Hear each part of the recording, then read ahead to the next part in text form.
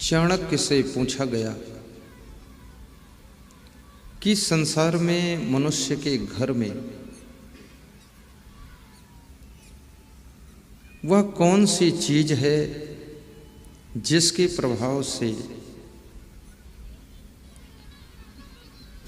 लक्ष्मी आकर के बसेरा करती है, घर में गरीबी नहीं रहती है और मनुष्य धनवान हो जाता है और घर में बड़ा आनंद आता है। वो फार्मूले बताइए। तो चाणक्य ने कहा कि 3 चीजें ऐसी हैं जब मनुष्य में उत्पन्न होती है तो उसके घर में धन लक्ष्मी की कमी नहीं रहती है, शांति और संपत्ति दोनों भरपूर हो जाती है। और 5 चीजें ऐसी हैं जिनकी वजह से मनुष्य के जीवन में लक्ष्मी भी चली जाती है और शांति भी चली जाती है, संपत्ति भी चली जाती है। तो आज मैं आपके जरूरत की बातें बहुत सारी बताऊंगा। संत कबीर से पूछा गया कि मनुष्य इतनी चिंता क्यों करता है और इतनी टेंशन करने से उसका क्या नुकसान होता है। तो कबीर कहते हैं, हरि बिनु भरम बिगुरचनि गंदा, जहाँ जहाँ गयो अपन पौ खोयो, तही फंदे बहु फंदा, हरि बिनु भरम बिगुरचनि गंदा। हरि का बोध नहीं है। हरि कौन? हर घट में रमने वाला चेतन आत्मा ही हरि रूप परमात्मा है। उसका जब तक हमें बोध नहीं होता है, ज्ञान नहीं होता है, हु एम आई, हूँ कौन छूं, मैं कौन हूँ, गुजराती भाषा में बोलवानुं छे, तमें पता नहीं है कि मैं कौन हूँ। तुम ये शरीर नहीं हो, तुम स्त्री भी नहीं हो, तुम पुरुष भी नहीं हो, तुम शुद्ध बुद्ध चैतन्य स्वरूप आत्मा हो। शरीर की मृत्यु होने के पश्चात भी तुम्हारी मृत्यु नहीं होती है। शरीर में बीमारियां आती हैं, आत्मा में कोई बीमारी नहीं आती है। आत्मा स्वरूप से अमर है, शरीर नश्वर है। लेकिन शरीर और आत्मा का संबंध जीवन कहलाता है और शरीर और आत्मा को जोड़ने वाला मन है। और ये मन जब आत्मा की संगत में ज़्यादा प्रभावित होता है तो तुम्हारे जीवन में सुख शांति का जन्म होता है। और जब ये मन शरीर की संगत से ज़्यादा प्रभावित होता है तो आपकी जिंदगी में दुख और अशांति का जन्म होता है। ये आपका मन आत्मा की रंग में रंगा हुआ है कि शरीर के संग में रंगा हुआ है, इस बात को बस समझना है। सत्संग आपके मन को शरीर के संग से हटाकर आत्मा के रंग में रंग देता है, वहीं से सुख शांति की शुरुआत होती है। जैसे कभी आप गलती करते हो तो आप कहते हो मेरी आत्मा में तो ऐसा हो रहा था, मैं ऐसा ना करूं, लेकिन फिर भी हमने कर दिया। दोस्त मिल गया, उसके साथ ऐसा कर दिया। ये आत्मा का स्वभाव आपको गलत राह में जाने से रोकता है। और एक बार गलती हो जाए तो वो क्षमा हो जाती है। बार बार गलती हो तो गलती अपराध बन जाती है और अपराध का दंड मिलता है। मनुष्य गलती का पुतला है, इससे गलतियां हो सकती हैं, लेकिन एक बार गलती हो जाए तो उसको दोहराइए मत, दोहराइए मत। कहते हैं कि जिससे भूल होती है वो मानव का स्वभाव है, और भूल को जो कबूल करे वो महामानव का स्वभाव है। और भूल कोई दूसरा करे और अपने ऊपर उसकी गलती को ले ले, वो संत हृदय का स्वभाव है। और जिससे भूल कभी हो ही ना और जिसके साथ में दूसरे लोग भी भूल न कर सकें, वो भगवंत हृदय का स्वभाव है, भगवंत हृदय का स्वभाव है। एक विचारक ने बड़ी अच्छी बात कही है कि 1000 फूल कम हैं गला को सजाने के लिए। जब आप माला लाते हो गुरु जी को पहनाने के लिए या मंदिर में भगवान को पहनाने के लिए, तो उस माला में आप ये देखते हो कि और थोड़े फूल पिरोए गए होते सुंदर सुंदर तो अच्छा होता। 1000 फूल कम हैं गला को सजाने के लिए, 1000 फूल कम हैं गला को सजाने के लिए, एक फूल काफी है जिंदगी भर रुलाने के लिए, जिंदगी भर रुलाने के लिए।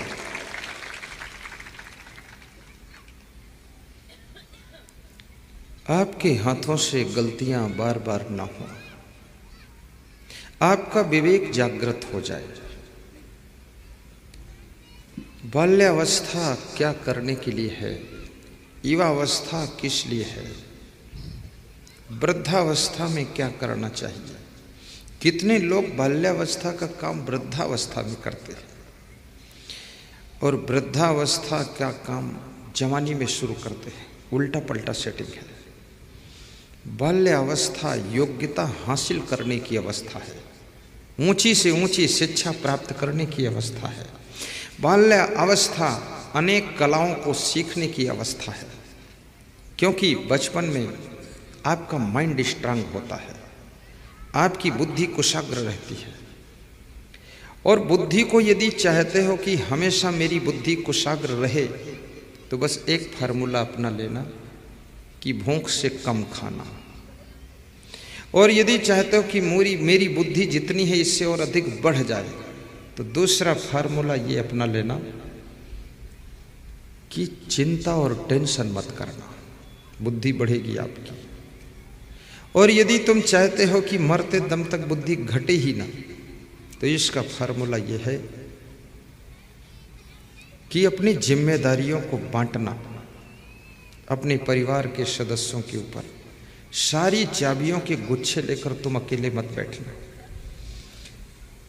और सबको अधिकार थोड़ा थोड़ा देना, सबको आनंद मिले, सबके कंधों पर भार लाद देना। और उन सब जिम्मेदारों की जिम्मेदारी को आप ले लेना। आप कोई जिम्मेदारी एक मत लेना, लेकिन जिनको जिनको जिम्मेदारी आपने डिवाइड किया है, उन जिम्मेदारों की जिम्मेदारी तुम्हारे ऊपर रहना चाहिए और उनके दुख सुख का ख्याल रखना। तो मरते दम तक तुम्हारी बुद्धि नहीं घटेगी और सबके साथ में ताली बजाकर ठहाका मारकर हंसते रहना। तुम्हें ऐसी ऐसी बहुत कलाएं सिखा दूंगा।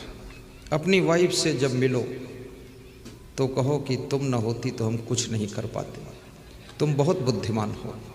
तो तुम्हारी वाइफ ऐसा छलांग मारकर काम करेगी और फिर आड़ में खड़े होकर हंसो कि बस चालू काम।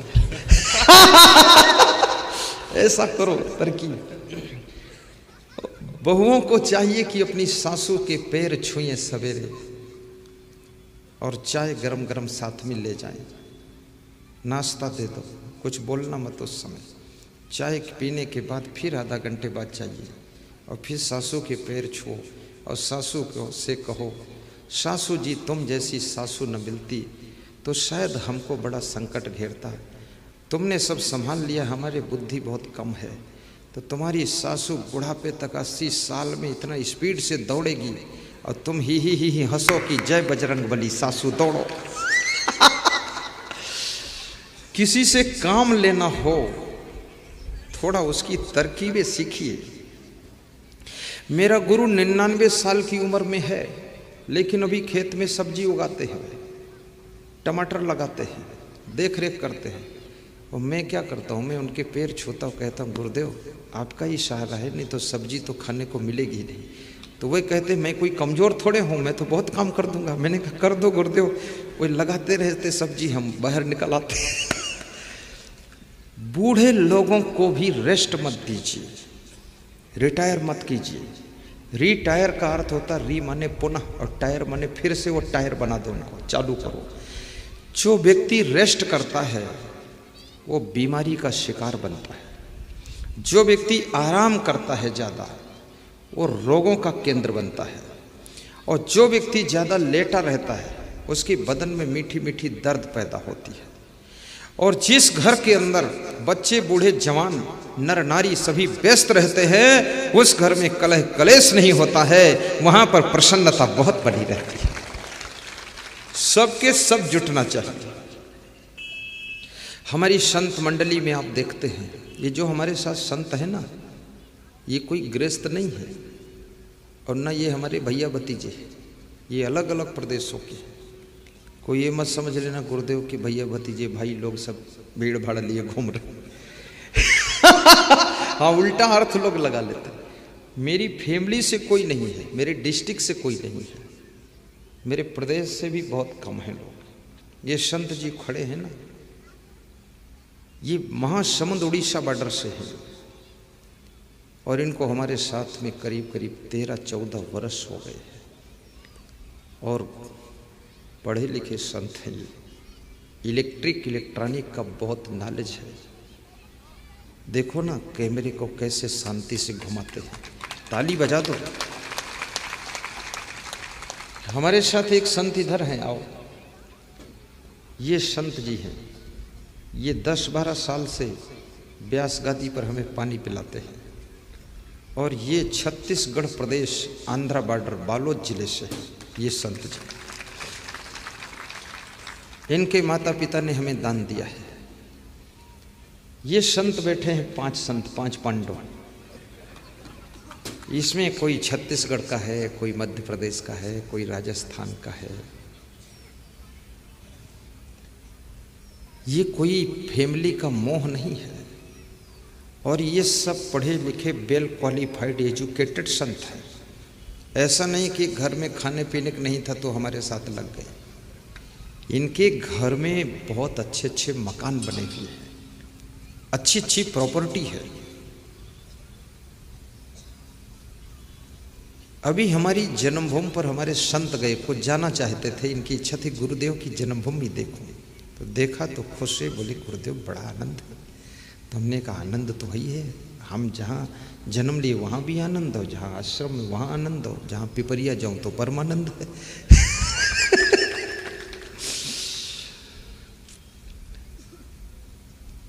ये संतों का दर्शन, ये ब्रह्मचारी संतों का दर्शन तुम पा रहे हो। मैं आपसे निवेदन करूंगा, अगर संत न बन सको तो किसी महान संत का ध्यान लगा लेना। यदि संत न हो सको तो संत को थोड़ा धन्यवाद दे देना, और यदि तुमको धन्यवाद देने का भी समय न हो तो संत का प्रवचन टीवी में सुन लेना। टीवी में सुनने का समय ना हो तो आप यूट्यूब में और फेसबुक में और ट्विटर में उनके प्रवचन का आनंद ले लेना, व्हाट्सएप में भी आनंद ले लेना।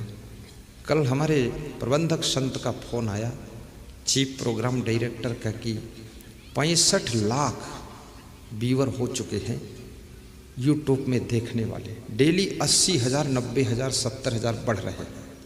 अभी 2 महीने से यूट्यूब पर जोर लगाया गया है, और 5 देशों से निमंत्रण आया है, स्विट्जरलैंड, इटली, जर्मन, फ्रांस और हॉलैंड से, कि आप यहाँ आकर प्रवचन दीजिए।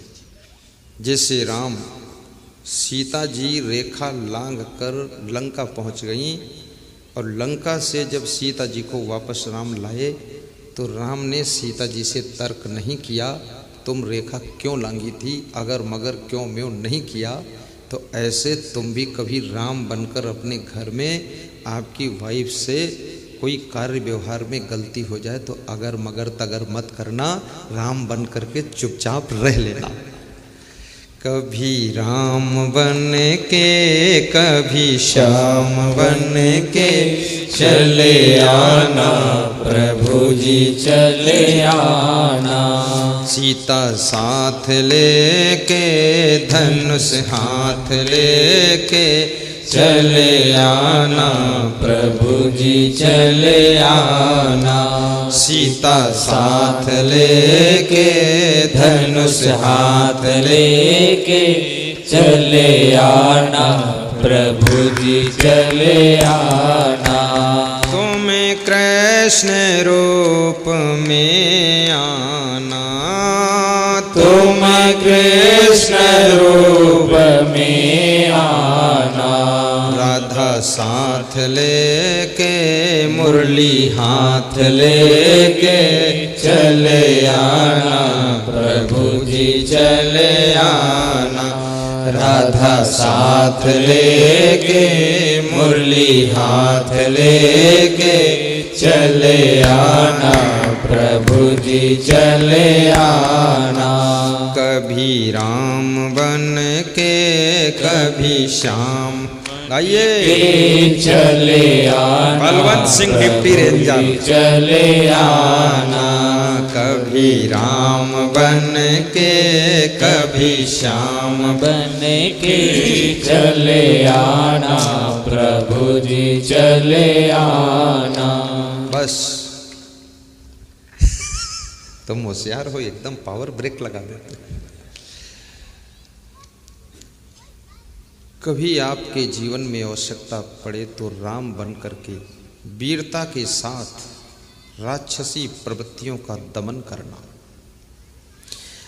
राम का रूप बना करके अपने पिता की आज्ञा का पालन करना, कभी लक्ष्मण बन करके अपने भ्राता की सेवा करना, कभी भरत बन करके अपने भाई से प्रेम करना, कभी राम का रूप लेकर भाई भरत के लिए राज का त्याग करना, और कभी शत्रुघ्न बन करके अपने घर में मौन रहना, कभी सीता जैसी नारी बन करके अपने पति के पद चिन्हों पर पीछे पीछे भी चल देना।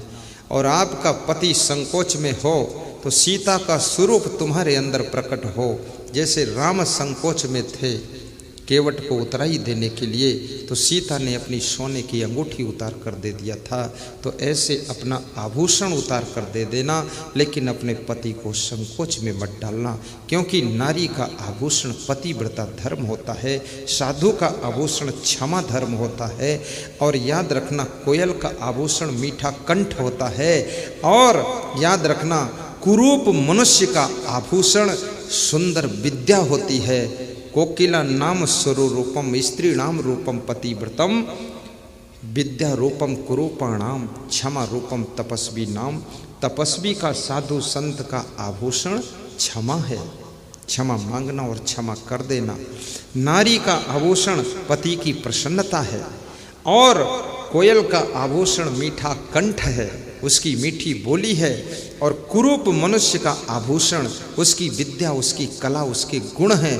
इसलिए इंसान को गुणवान बनना चाहिए। गुणवान मनुष्य का आदर हर स्थान पर होता है। गुणवान बनोगे तो आपको संसार में सम्मान मिलेगा, धनवान बनोगे तो सुविधा मिलेगी, विद्वान बनोगे तो आपकी वाणी सुनी जाएगी, और याद रखना, महान बनोगे तो आपकी पूजा होगी, और भगवान बनोगे तो आपका गुणगान संसार में होगा।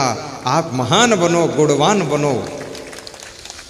कभी राम बन के कभी श्याम बन के चले आना प्रभु जी चले आना।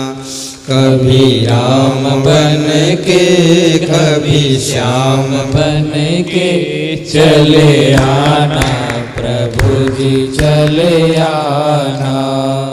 बस तो मैं आपको बता रहा था, आत्म ज्ञान प्राप्त करो, आपकी चिंता दूर होगी। जब तुम्हारा जन्म होता है, रोते रोते तुम पैदा होते हो, और सोते सोते बाल अवस्था निकल जाती है। चिंता करते करते जवानी बीतती है, और दुख भोगते भोगते बुढ़ापा कट जाता है, और फिर टेंशन में तुम्हारी मृत्यु हो जाती है। जो तुम्हारा बचपन रोने से शुरू हुआ है, इस रोने से स्टार्ट होने वाली जिंदगी को हंसने में बदलना, खुशियों में बदलना, कांटों में फूल खिलाना। आपने देखा होगा, गुलाब के पौधे में कांटे बड़े नुकीले होते हैं, लेकिन कांटों की गोद में गुलाब का फूल खिलता है। आपकी जिंदगी में बड़े नुकीले दुख के कांटे हैं, लेकिन सुख के गुलाब उन दुख के कांटों की गोद में ही खिलेंगे। आप में वह कला आनी चाहिए कि दुख को सुख में बदलने की चाबी आपको प्राप्त हो जाए। हर परिस्थिति में आनंद कीजिए। आज मैं दोपहर में फिर से स्नान किया 1:30 बजे, तो मैंने कहा आज बैंकर साहब की बड़ी कृपा हुई, डबल स्नान भी करने को मिला और आराम से सोने को भी खूब मिला। हर चीज में सुख ढूंढ लो। जैसे धान में से चावल खींचकर तुम पका कर खा लेते हो, सेहत बनती है, भूसी छोड़ते हो, आग में जलाते हो, ऐसे दुख की भूसी को छोड़ दीजिए और सुख के चावल को खींच लीजिए। हर स्थिति में सुख अपने आप सोच विचार से पैदा कीजिए। किसी रोज आपके घर में भोजन लेट हो जाए तो सोचो अर्धव्रत हूँ, और किसी रोज भोजन दिन भर न मिले तो सोचो पूर्ण व्रत हूँ, और किसी रोज पैदल चलने को पड़ जाए तो सोच लो कि पैदल चलने से